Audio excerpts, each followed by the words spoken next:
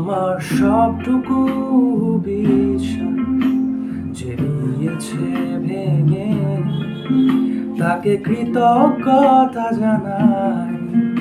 সে দিয়েছে আমার অন্ধ চোখে আলো, যার বিশালতার মাঝে আমি একটুকু পাইনি ঠাই।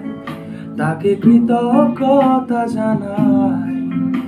সে দিয়েছে আমার মহাশূন্যের আশ্রয়। আমার সব পূর্ণতাই যেন হয় আমার শূন্য পথের প্রতি শ্রেয়তম আশীর্বাদ।